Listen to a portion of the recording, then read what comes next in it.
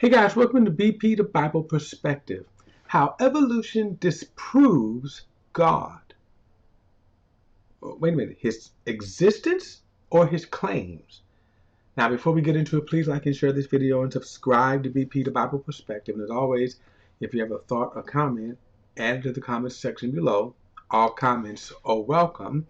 This is actually part 2 of the video I did on Planet Curious, the YouTube channel, their video, How Evolution Disproves God. So my question is, does evolution disprove the existence of God? Or does evolution disproves the claims of God? They actually claim both. So my question is, how exactly does evolution disprove God? Now, I want to reiterate that I'm not a man of science. I don't qualify as a man of science. I've not done science studies, don't have a degree in science. I'm not even qualified to share the platform with the men that are featured in this video. But I do listen to them. I hear them. And when I hear them, it raises more questions than answers. I also want to say that I have yet to find that any scientific evidence disproves the claims of the Bible. Now, I also say that I'm not refuting scientific evidence. I'm saying God doesn't refute scientific evidence. He created science. But there's a difference in scientific evidence and then opinions.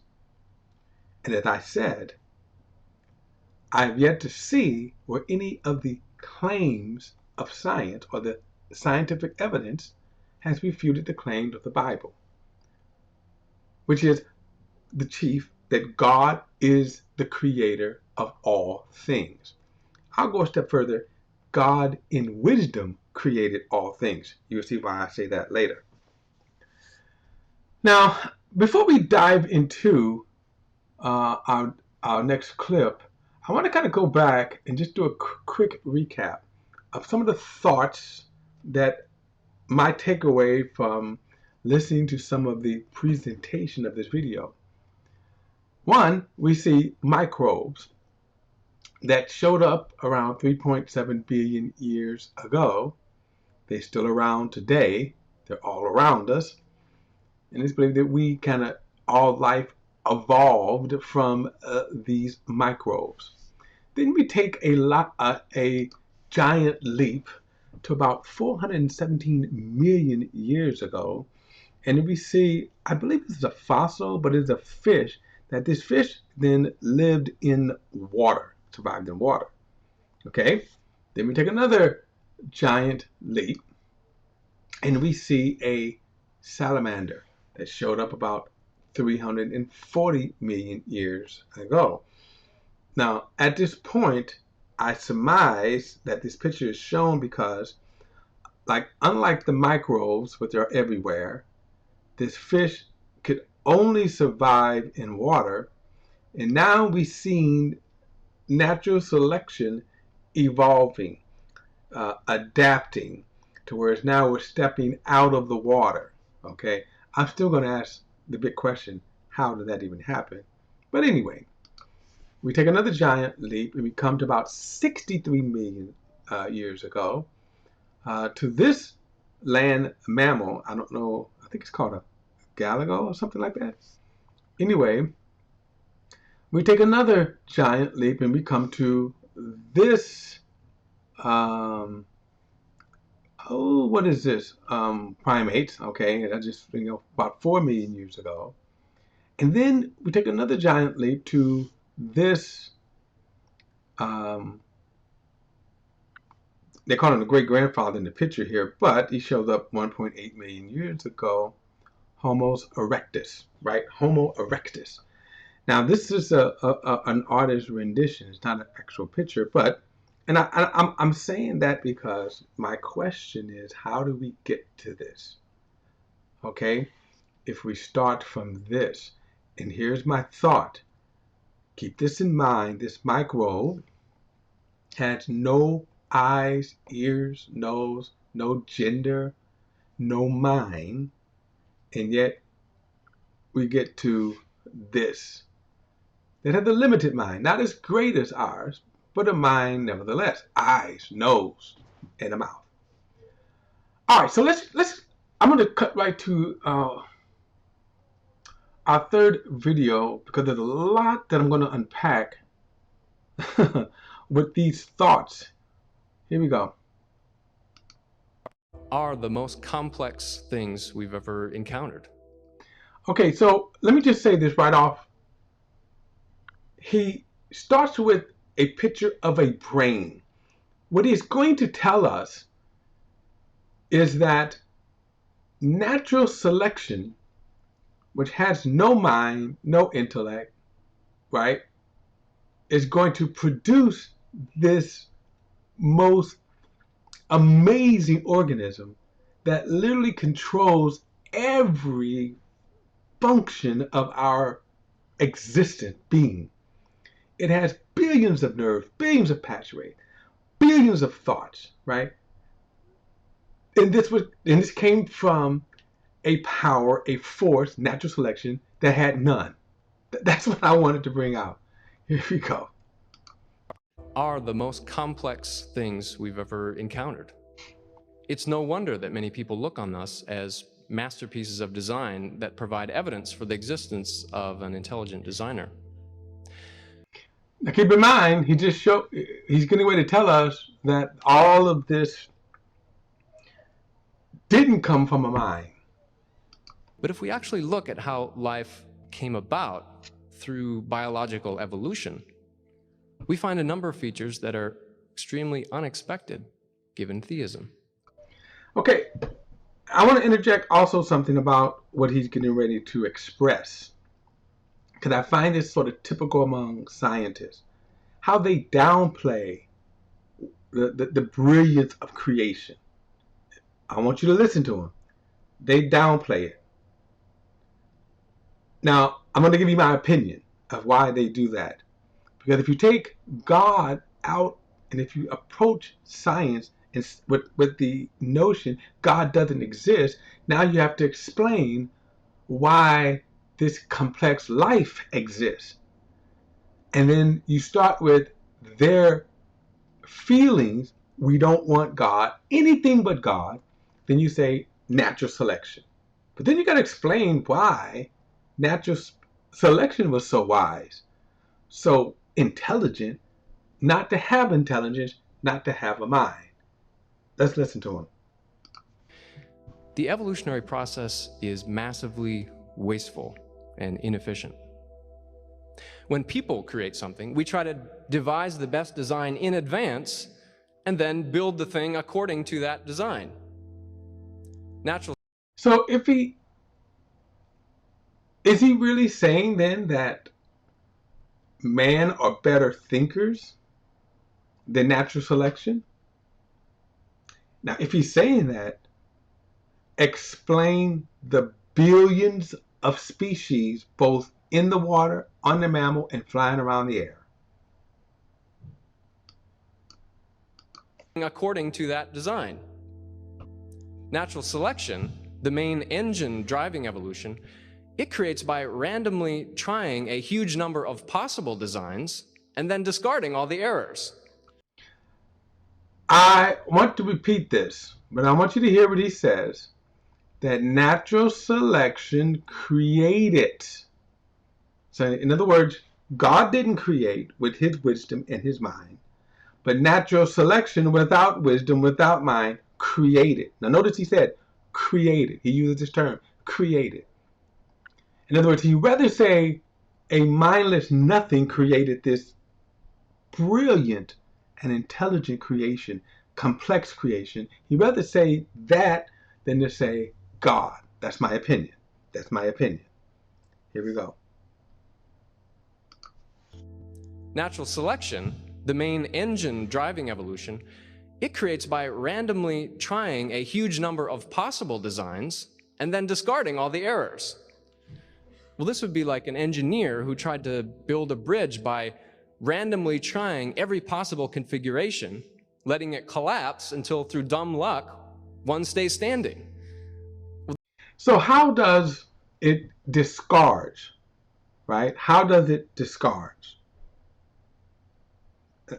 Understand it. How does it discard? It says, so the idea is that natural selection just keeps at it, and then you say if we just give it enough time, then we would arrive at where we are. I'm asking, how is that even possible? You go back to the microbes, which had no gender, no eyes, no ears. How do you get at why would it even have an eye? Okay, I'm jumping ahead here. That's not design. That's crazy. Additionally, because evolution must operate by making gradual modifications to pre-existing structures, it leaves organisms with many traits that are functionally useless or even dysfunctional. Take human beings, for example. The openings for breathing and swallowing are so close together that we often choke. So again, he's nitpicking at something and saying, well, we should have done it better. Really? Come up with a plan and tell us how then breathing should have happened. So for example, should we put the nose on the back, on the top of the head? And if we did that, would we eliminate choking? Uh, Again, so to me, this is the arrogance of man, to be able to say, let's nitpick at what we see here instead of the brilliance of even breathing and the process of us breathing in order to survive. Didn't have to be that way. Our appendix, apparently useless, but prone to infection, sometimes life-threatening. The birth canal is too small, increasing the chances of injury, even death during delivery. The list goes on. So again, nitpicking at giving birth. Now, first and foremost, the female, the woman, right, the human woman, is the one that has the hard time giving birth. So when you look at all of the other female species, they give birth relatively or instinctively, right? They just drop them, and within moments they're up. Within moments, even the baby is up. So why is pretty much only the female woman the one that gives hard labor? Now, remember I said that science hasn't disproven the claims of the Bible? Well, remember Genesis 6, when Eve sinned and God says, you will have hard labor? So how does science disprove that? But okay, let's also ask why the human woman versus all of the other species have hard labor and they don't. This is nitpicking to me at its worst. What's more, we know that almost every single species that has ever existed on Earth went extinct. Every museum of natural history is a junkyard of failed experiments. I would say this, that we still have billions of species that exist. So you're saying that this is just a product of natural selection. Okay, well, I may say it's just life and death. Species come, species go. Humans come, humans go. But the fact that death happened in and of itself, you haven't shown how that is a progression of evolution. Now you saying disregard. So if you go back to our picture, so the fish, and by the way, you go back to the microbes are still here, the fish are still here, and even the various species of apes are still here. Where did they go? In other words, what was discarded? Because we look today and we still can see humans are still here. So what is disregarded? Birds are still here. What is disregarded? Where is the graveyard? other than the museum, and the museum is not a graveyard. You found some bones. All right. Wastefulness, inefficiency, and imperfection of biological evolution are more likely on the assumption that it is a blind causal mechanism with no mind and limited powers than on the assumption that it is the instrument somehow of an all-powerful rational intelligence. It would be surprising if such a being chose to create life in such a way. Why? Based upon what? So first of all, you don't have God's answer. Let me go back to the picture though that he used. Oh, where you at? Where? Because here we go. Now, think about this picture here that he says this was created from a mindless force. This was created with no mind, no intelligence. Think about this mind here. Think about this creature, just this creature here. This is a modern day living, existing creature. And what he basically want to tell us is that natural selection, when it's mindlessness, it's not non-intelligence, right? Thought of and said, this creature, with all of its hair, said it needed two eyes. Now remember the microbe that had no gender, no eyes, no tongue, no whatever. But over time, natural selection said, well, let's put some eyes on it. But my question is why? The microbes don't have them, and the microbes still don't have them. Then you say, look at all of the hair that it has, all of the hair. Why that hair? But why the ears? Why does it need to listen, right? Why does it need to hear? How about the nose, right? So remember, natural selection said, well, if we're going to adapt man to come out of the water, because fish cannot survive out of the water, but then you crawl out of the water, then you had to say, okay, now, and I would love to say, let's see the first salamander or the first fish that jumped out of the water and died. So the natural selection says, this is not going to work. We need to have them adapt to the natural air outside of the water. So it gives them a nose, it gives them lungs, and it gives them a way of processing air so that they can survive outside of the water on land. But then natural selection did something else, right? Natural selection says, oh, by the way, you need to eat so you can have nourishment so you can keep your energy, produce energy, and keep energy. Well, how do we do that? Well, give it a mouth. Well, give it a mouth for what? Not only going to give it a mouth, to give it teeth. Give it a teeth for what? So it can eat food. So then natural selection, without its mind, without its intelligence, said, well, we need, let's fill the earth with food, grass, fruit, things like that this creature can eat. And then the food that it eats, it has to then have nourishment in the food. So natural selection, man, for no mind, for no intelligence, is doing a whole lot of thinking, because with the nutrients that are in grass and fruit and other things, right? Now, when he eats it, right, he's going to now get energy. But wait a minute, just by eating it, how does that absorb? So there's a method, right, that when he eats with his teeth, that nutrients is absorbed into his body, thus energy, right? But then what do you do once he's eaten that food? Well, we got to get rid of it. So natural selection said, well, let's keep going, and let's design a digestive tract to absorb the food and then turn it into waste. And then, but wait a minute, how do we get it out of the body?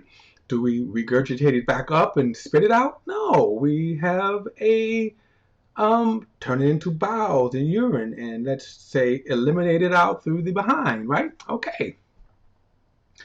Then it says, well, wait a minute now. Then we got to say, natural selection says we need to reproduce.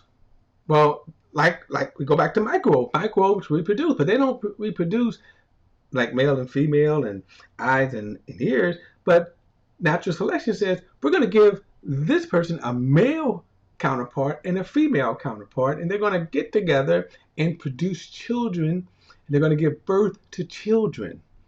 So, and then those children are going to grow up, they're going to do the same. Natural selection thought of all of that. Wow. You see, the thing is,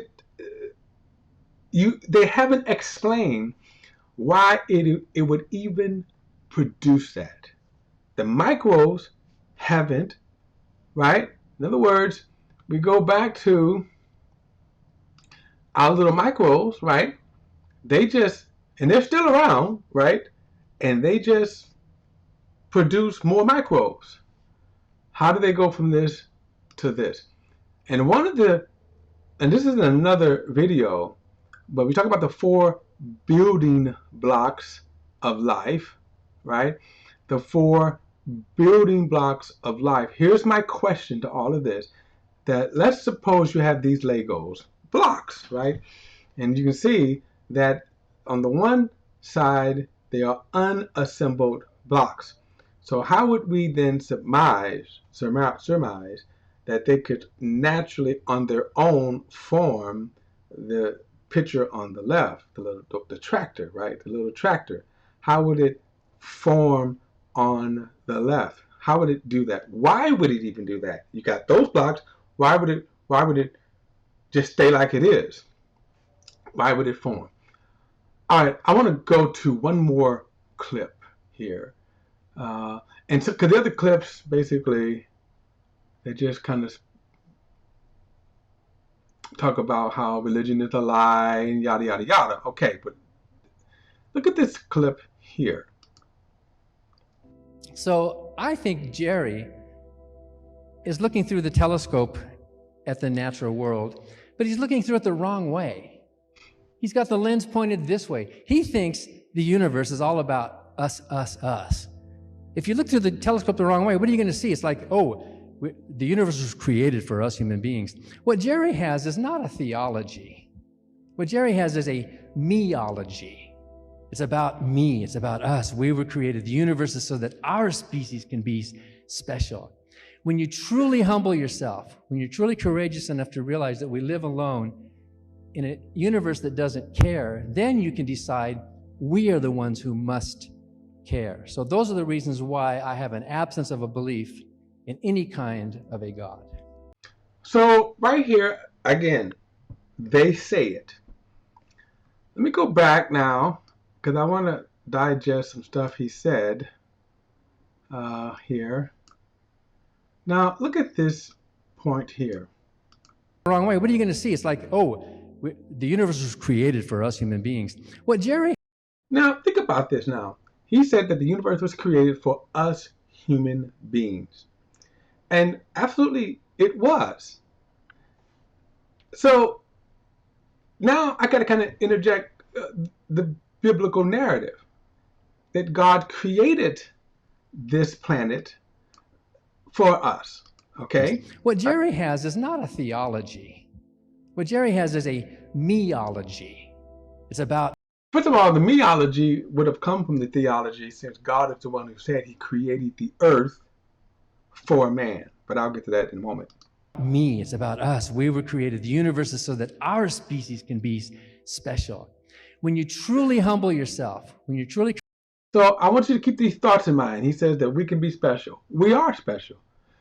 Mankind are the only 2 species that rule the entire planet. Not any other animal. Not the birds, not the fish, not the whales, anybody, but man. Man could rule all 3, like, right? Water, land, and air. We rule all species. Somewhat. All right. Courageous enough to realize that we live alone in a universe that doesn't care, then you can decide we are the ones who must care. So here's my question to him. How does he surmise that the universe doesn't care? Now, I find it interesting that he said that we are alone here, which is, again, when you search the universe, you don't find life. But he said the universe doesn't care. How did he know that? Isn't that an opinion that he's espousing, or is that scientific proof that he's stating here? Those are the reasons why I have an absence of a belief in any kind of a God. So again, he doesn't believe that any kind of God exists. And yet, when you think about his statement that man thinks he's special, and I'm going to say yes, man thinks he's special because God created this earth according to the Bible. God created the earth for man. Adam ruled literally the entire planet.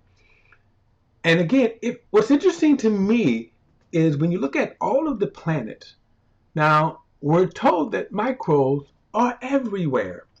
We're told that the 4 building blocks of life, proteins, lipids, carbohydrates, nucleic acids, are everywhere, even in space. So my question is, as one atheist said, that these 4 building blocks self-assemble. They self-assemble in space, which means they don't need the atmosphere of the earth to exist. They don't need the atmosphere of the earth to multiply. Which then my question is, why didn't they on all of the other planets and produce life that would be indigenous to those planets? Okay, not expecting an answer here, but they did on Earth, and they did it with billions of species, billions of forms of life. They did. Now, they did not give an explanation of why only the Earth has this kind of complex life and no other. We do know that there's water on other planets. So why didn't the water produce? Why didn't the water form other life? And when you think about the vast universe, which the 4 building blocks of life is assumed to be all over the universe, and yet when we search the universe, so far we haven't found no kind of complex life like we have on Earth, this planet. And not only that, but going back to his statement that man is so special, when man is the only creature that is capable, intelligible to rule the earth, and it has. Man is the only one who's developed this mind, right? That we build cities, we build buildings, we build roads, we build airplanes, we build submarines. Again, existing in all 3 planes, water, land, and air. And that's even above what the natural creatures, the birds, the land animals, and the marine life.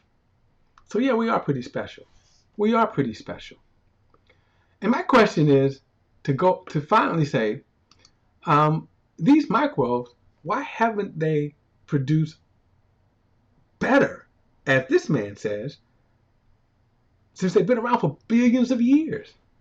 And the fact that we have these microbes still here, we start off, and they have not evolved to better. Like, for example, we can't find a microbe that has an eye. Remember that movie, The Fly? I mean, we have to go back to the original one. I think it was in the 50s. And at the end, where the fly and the human merge, and that little fly head was like, help me, help me. Well, how come we don't see microbes with noses and eyes here? But they just still reproducing as microbes. And yes, they will produce other forms of life. But as I said before, when we think about these existence here, these phases of evolution, well, what happened to these guys? And why don't we have any of these guys running around, right? Why don't we have them running around? We have chimpanzees who've been around for millions of years. And arguably, the chimpanzees could have existed when these guys existed. So why did the chimpanzees stay the same, so to speak, but yet we don't see any of these people? In other words, okay, evolution, natural selection adapts and makes better life, but does that mean, and he says, it discards them? Well, why? And why didn't it discard the chimpanzees? I know I'm asking a lot of questions that I'm not even qualified to begin to answer. What I'm saying is they're not giving the answer. They're just saying give large leaps of time. And if you give large leaps of time, you're going to come up with um, this. And again, as I explained before, all of what goes on to these two existing, and I'm going to ask the question again, why would natural selection decide that there needed to be a male and female with two eyes, two ears, a nose, a mouth, a tongue, a mouth? One carries instead of two having reproductive the pregnancy capacity, but only one of them has, and then the other one has to impregnate the other one. Why did natural selection think about that? Well, what is the logic of saying if you just follow? Why did natural selection think about that? Well, my thing is God thought of that, and God was very precise when he formed man from wisdom. And I think it's a lack of wisdom to say that no wisdom, such as natural selection, produced all of this, and you can't even explain why. All right, guys, that is my perspective. Don't forget to like and share this video and subscribe to BP, the Bible Perspective.